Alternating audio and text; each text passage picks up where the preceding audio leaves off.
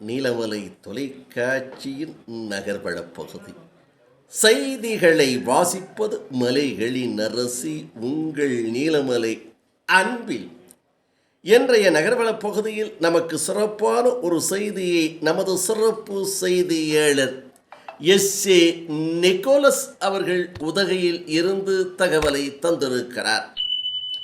நீலகிரி மாவட்ட ஆட்சியர் லட்சுமி பவ்யா தண்ணீரு அவர்கள் அறிவிப்பு ஒன்றை தந்திருக்கிறார் என்றும், கல் தோன்றி மண் தோன்றா காலத்திற்கு முன் தோன்றிய மூத்த தமிழ், அந்த மூத்த தமிழ் செம்மொழி என்ற பட்டத்தை, செம்மொழி என்ற பெருமையை பெற்ற நாள் விழா, செம்மொழி நாள் விழா மாவட்ட ஆட்சியர் அவர்கள் அறிவித்திருக்கிறார்கள். நீலகிரி மாவட்ட ஆட்சியர் அவர்கள் தெரிவித்திருப்பதாவது, செய்தி குறிப்பில் அவர் தந்திருக்கிறார் என்று நமது செய்தியாளர் எஸ்.ஏ. நிக்கோலஸ் அவர்கள் நமக்கு அறிவித்திருக்கிறார், தந்திருக்கிறார். தமிழ் வளர்ச்சித்துறை சார்பில் முத்தமிழ் அறிஞர் டாக்டர் கலைஞர், முன்னாள் தமிழக முதல்வர், தமிழினத்தின் ஒப்பற்ற தலைவர் என்றெல்லாம் வர்ணிக்கப்படுகின்ற டாக்டர் கலைஞர் அவருடைய பிறந்த நாள் வருகின்ற ஜூன் 3 நாடெங்கும் சிறப்போடு கொண்டாடக்கூடிய ஒரு நன்னாள், பொன்னாள். அந்த நாளில் செம்மொழி நாள் விழாவாக கொண்டாடப்படுகிறது.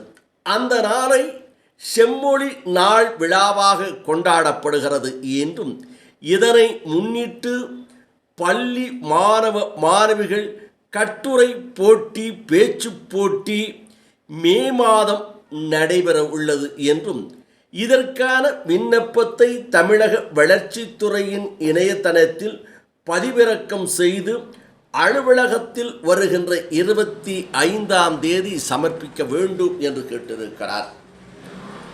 தமிழ் சிறப்பான ஒரு மொழி, தமிழ் பேசுவதற்கு அழகான மொழி, தமிழ் தருகின்ற சுவையான சொற்களை கேட்பதற்கே தேன் சுவைத்ததை போல சுவைக்கும் என்றும், இந்த தமிழ் கல்லும் மண்ணும் தோன்றாததற்கு முன்பாக தோன்றியது என்று வரலாறு சொல்லுகிறது. அந்த தமிழுக்கு செம்மொழி என்ற பட்டத்தை பெற்றுத்தந்த முன்னாள் தமிழகத்தினுடைய முதல்வர் டாக்டர் கலைஞர் அவருடைய பிறந்த நாளில் இந்த செம்மொழி நாளாக கொண்டாடப்படுகிறது. அவர் தமிழுக்கு ஆற்றிய சேவை, தமிழுக்கு செய்த பணி, தமிழாக, தமிழின் உருவமாக வாழ்ந்தவர் டாக்டர் கலைஞர் அவர்கள்.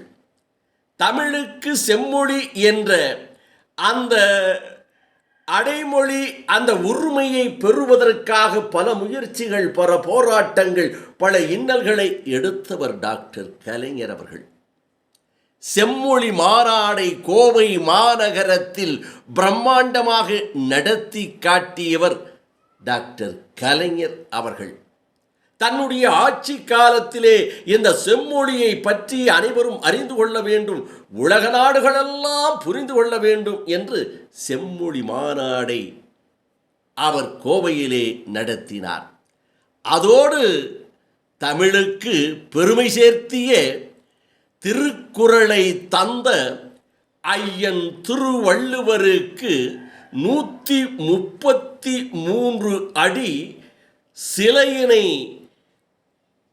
கன்னியாகுமரியிலே நிறுவி அழகுபடுத்தி, அவருக்கு பெருமைப்படுத்தி, தமிழுக்கு அங்கீகாரம் வாங்கி தமிழையும் பெருமைப்படுத்திய பெருமை டாக்டர் கலைஞர் அவர்களுக்கு உண்டு என்பதாலேயே அவருடைய பிறந்த நாள் ஜூன் 3 செம்மொழி நாளாக தமிழக அரசு கடம்பிடிக்கிறது, செய்து வருகிறது.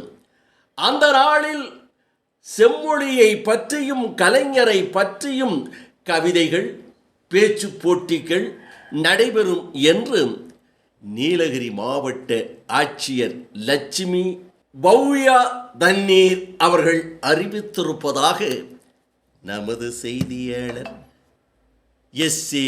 நிக்கோலஸ் அவர்கள் உதகையிலே இருந்து இதனை தெரிவித்திருக்கிறார்.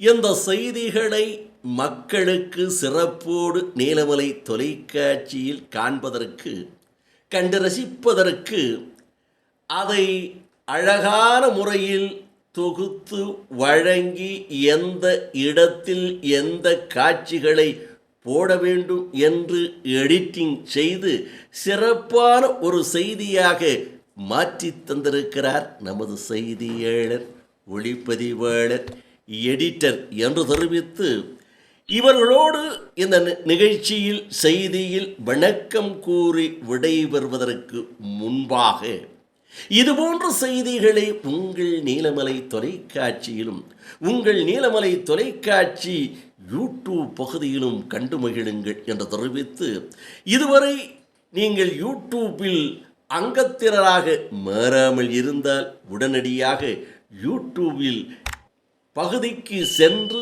சப்ஸ்கிரைப் செய்து பெல் பட்டனை அமர்த்தி அங்கத்தினராக மாறினால் இனி என்ன எப்போது வேண்டுமையானாலும் இதுபோன்ற செய்திகளை கண்டுகளிக்கலாம் என்று தெரிவித்து, இதுபோன்ற செய்திகளை பார்த்த பிறகு எங்களை உற்சாகப்படுத்த உங்களுடைய கருத்துக்களை பரிமாற வேண்டும். செய்திகள் சிறப்பாக இருக்கிறது, செய்திகளில் இந்த குறைபாடுகள் இருக்கிறது என்று நீங்கள் கமெண்ட் நீங்கள் தந்தீர்களானால் யூடியூப் பகுதியிலே கருத்துக்கள் பரிமாறும் இடத்திலே சென்று கருத்தை பரிமாறினால் இதுபோன்ற செய்திகளை கொடுப்பதற்கு எங்களது செய்தியாளர்களுக்கும் எங்களது ஆபரேட்டர் எடிட்டருக்கும் எங்களுக்கும் உற்சாகம் ஏற்படும் என்று தெரிவித்து வணக்கம் கூறி விடைபெறுவது என்றென்றும் உங்கள் நீலமலை அன்பில்